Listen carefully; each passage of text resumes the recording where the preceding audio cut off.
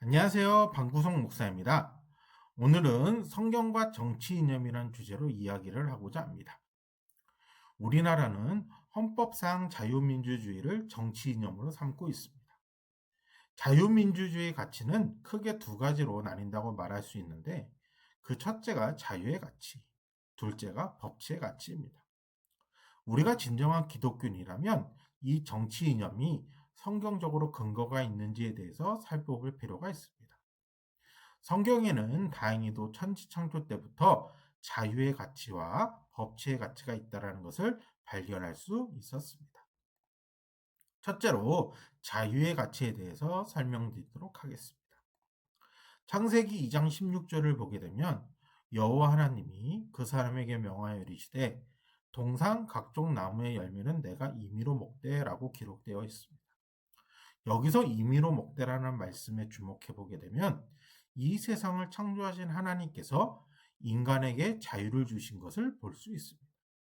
창조주께서 인간에게 주신 가장 큰 선물 중 하나가 이 세상의 만물을 자유롭게 먹을 수 있게 하시고 사용할 수 있게 해주셨다는 겁니다.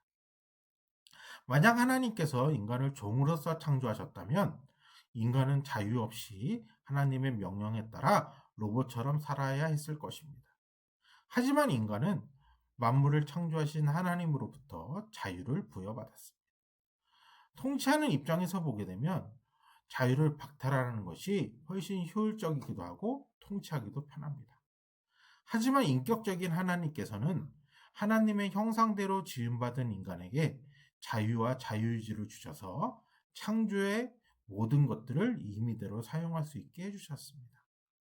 그러므로 이 세상을 창조하신 창조주께서도 인간에게 자유를 허락하셨는데 한 줌도 안 되는 권력을 이용해서 인간의 자유를 박탈하려는 정치 행위는 절대로 성경적으로 볼 수 없습니다. 하지만 작금의 현실은 점점 자유의 가치가 훼손되어지고 자신의 진영 논리와 맞게 진영의 우회적인 세력에겐 자유가 주어지고 자신과 다른 진영에게는 자유를 박탈하고 오히려 억압하려는 모습들이 보여지고 있습니다.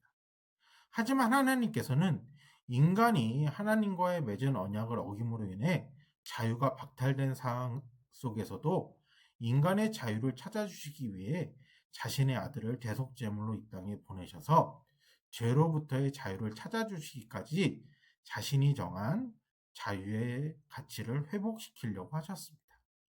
그러므로 위정자들은 하나님께서 회복시키시는 자유의 가치를 진영의 이익과 상관없이 모든 사람에게 공정하게 적용해야 합니다.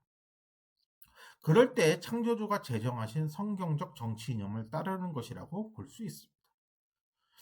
둘째로 우리에게 자유민주주의 가치 중 자유만큼이나 중요한 가치가 바로 법치의 가치입니다.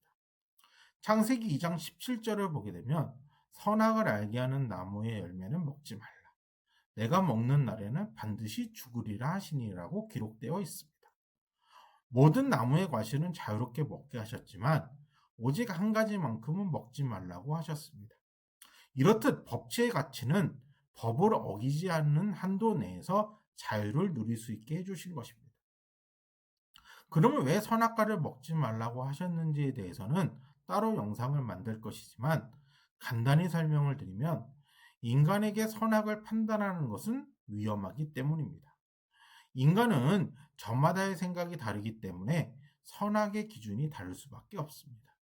어느 한 사람에게 선악을 정하라는 권한을 주게 된다면 그 권한을 가진 자를 따르는 개인이나 공동체에게는 반드시 면제권을 주어질 것이고 자신을 따르지 않는 개인이나 공동체에게는 가혹한 법을 적용하게 될 것입니다.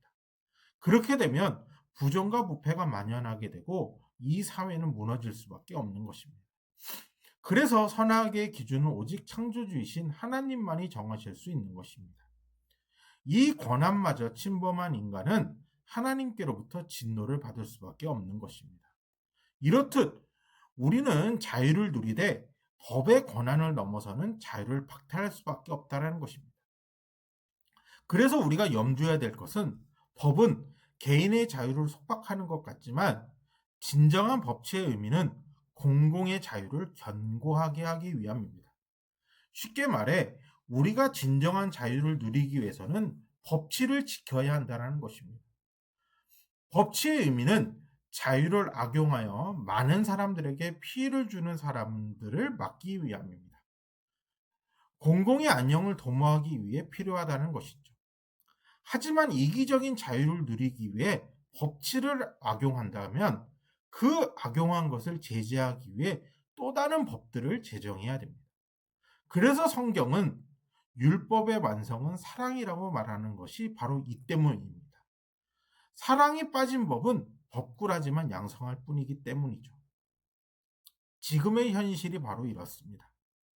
여러 국민들의 자유의 가치를 지키기 위해 법을 지켜야 하는데 위정자들은 오직 자신을 지키기 위해 법을 지키고 법을 고치고 이용하고 있습니다. 이는 이 세상을 창조하신 하나님의 정치 이념과는 전혀 다른 부분으로 가고 있는 것입니다. 그래서 저는 심히 염려스러우며 천지를 창조하실 때부터 우리에게 주신 하나님의 정치 이념인 자유와 법치의 의미를 깨달을 때 이 나라는 하나님께서 원하시는 나라로 나아갈 수 있다라고 말씀드릴 수 있습니다. 감사합니다.